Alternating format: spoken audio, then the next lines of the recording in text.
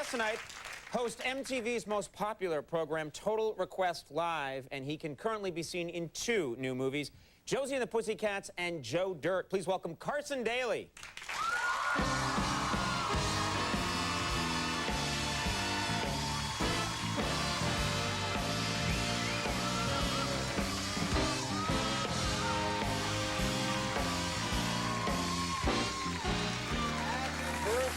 Conan. Wow, Happy this is birthday. great. I wish I could just say it's my birthday like every 3 weeks. This you're gonna love. People wouldn't know. What is this? Yeah, just a gift. Okay, great. Thank you. Yeah. I'll play with this right away. I figured That's every great. holiday. Every holiday, what I'll do is I'll get you another member of the group. So if you play your cards Which right. guy is this? It's Joey Fatone. Yeah. Is that really his last name? Yes, it is. Why didn't they change that at some point? I don't know. Joey Fatone. This is really nice. Can I take it out now? Sure, sure. Let's have him here. And why is he, he's got strings attached to him everywhere. Why is that? I don't know. I figured if you played your cards right, there might be... I'll just put him over here near a disapproving General Eisenhower, right there. There's 4 others you can collect, Conan, that I'll get you every holiday. I have those ones. Yeah. Trust me. I play with them all the time. How are you? I'm doing great. It's great to be here. Happy birthday. Oh, thank you very much. I wanted to straighten out one thing right here at the top of the show. Oh, good, good. We did a TV guide cover together, along with the lovely Edie Falco, right, a while ago, and it started all these rumors because of the way you and I are posed. Yes, if you block out Edie Falco, it really looks like the 2 of us are coming out together. Yeah. And I swear, mostly this is because... Is it me or is it you? No, you know what it is? It's, look at this. It's the head tilt they made me do. Oh, that's right. We were doing this thing. Yeah, you're right. It's the head tilt, and we were just standing there like normal guys stand, and the photographer's like, Conan, tilt your head a little bit this way. So I start to tilt it towards Edie, and she goes, no, towards Carson. So I go, like this, click. Yes, exactly. Hi, Dreamboat. Yeah. Anyway. When you were straight away, it's like you hated me. Then it was just a nice little tilt. Yeah, yeah. It just great. implies something, which I think we should... That was fun, though. That was fun to do. So life is good? Life is great. Life is good. You're, I want to ask you something, because you know the inside scoop. You hang out with a lot of these music stars. You know what's really going on. They're around, yeah. Sean Combs. Yes. When he announced that he was changing his name to P. Diddy. Right. I thought someone's making this up. This is a joke. Right. And he's sticking with P. Diddy. Well, what happened was after the verdicts came out, he did an exclusive interview with MTV, which we all thought was cool, you know, and it ran during TRL, and he came on the next day, and I was talking to him backstage, and I was, you know, what do I call you? You know, is this real? And he said, you know, the funny thing was, everything's been so serious since the verdict. I was doing the interview, and I just said jokingly, you know, I should change my name to P. Diddy. This is what Puffy's telling me. He said it was a joke. Yeah, it was so serious. He was trying to lighten up the interview, and then he said he woke up the next day. His publicist called. It was all over the New York papers that he had changed his name, and now just, you know, everybody's just really confused as to what to call him. What does he want people to call him? He wants to be called DJ Chocolate Sexual.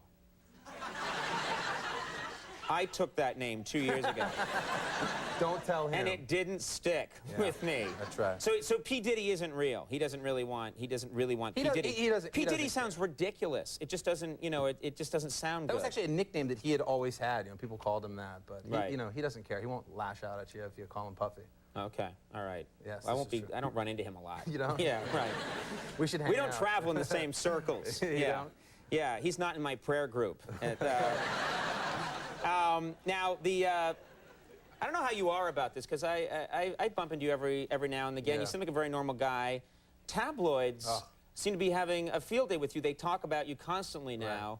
Well, it's always cool in the beginning. People always ask, what's it like to be in the press and stuff? And I say, you know, the beginning, it's like you go somewhere and you wake up, there's a picture, and it's kind of cool. But after a while, the media really starts to, they always want to twist the story a little bit. Well, there's this one, it says, Carson's Wild Night with Mystery Women. And explain this, because this is actually an interesting story right here. Yeah, this was one that ran the paper. And if you look, that's, and it's always mystery women. Who are these women? That's actually my mother there in the middle and my sister, who are visiting me here in New York. Yeah.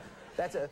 So someone takes a picture like that and they can just say it's a wild night out with mystery women. They look like the Judds in that particular picture. Is this true that you're hosting Larry King's show? Yeah. Because this seems very strange to me. Larry King has this very different audience that would be used to your audience. Yeah. There aren't a lot of, like, you know, 15-year-old girls screaming in the audience when I watch Larry King's show. Yes, yeah.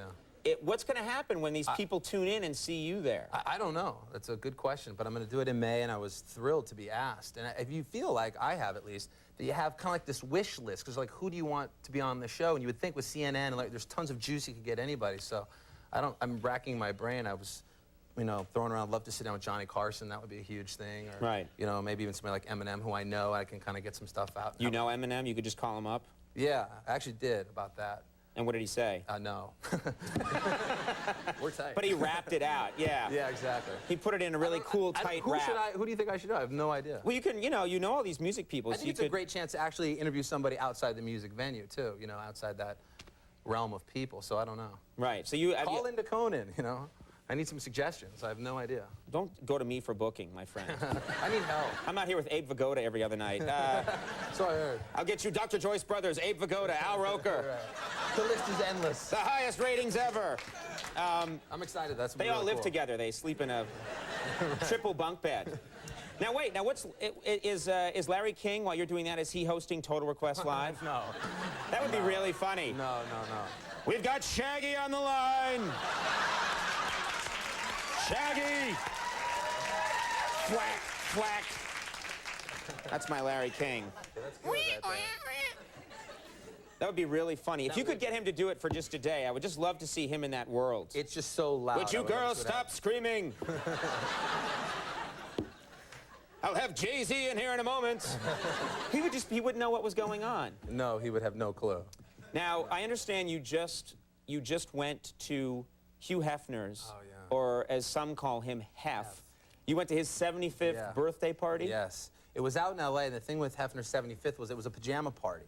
And they're really strict. You have to go in pajamas. So I'm out in L.A. for the weekend, and I'm thinking, wow, I better run out and get some PJs. So I go over to Macy's. Because most guys don't have I don't pajamas. Most of us wear, like, a thong to bed. Yeah, like, sure. That's right. If you're anything like me. Yeah. I just thought, you know, I'm going to go out and get something that could pass for, like, sweats or, you know, like, something comfy. So I'm shopping, and the girl comes right over in, like, the pajama department, which exists. And she's like, so you're going to the Hef party tonight? Like, everybody in L.A. went out that day to buy pajamas. Right. And then you find yourself, you don't actually go to the Playboy Mansion. You go to, like, this giant parking structure a mile away where you check in and you board shuttles. So that's just weird. That sort of takes some of the romance out of it, whenever you have to board a shuttle to go to Hef's pad. Right. Well, it's just always weird. There's a bunch of just celebrities standing around in their pajamas, you know, waiting for a tram. And then you're actually, and it's not a big bus. So you had to actually drive to this parking structure in your pajamas. There's a table, you check in, you're on the list, and and everybody's kind of hanging around there. You know, then you get on this bus, a small bus, you know, 25 people, and these trams take you up to the Playboy Mansion. You're sitting there, and there's like, you know, Tony Danza and Ralph Macchio in their jammies on a bus. It's weird. You're like, where am I? I have that dream every night. I don't know what it means. For me. No one can explain. And then what happened when you're there? Did you want? What's it like? I've never been there. You know, it's just a lot of walking around, lights and music. I don't think it's quite as decadent as it used to be. It's just, for me, it was just really bizarre because I'm, you know, just standing there in my pajamas, which is weird enough, at night, and then you just see people, you know, like, there's like John Lovitz in a XXL robe, you know, it's like, where am I? You know? You didn't have to throw in how big the robe was. It's part of the visual. You should have been there. All right. It's a very bizarre evening, but it was fun. Right. I'll go there someday. Yeah, next birthday. Yeah, that'll be some party, yeah. TRL, of course, is on weekdays at 4 on MTV. Thanks for bringing a gift. Oh, sure. That was nice of you. Maybe you'll get a little Lance at Christmas. Taken out of context, that could mean so many things. All right.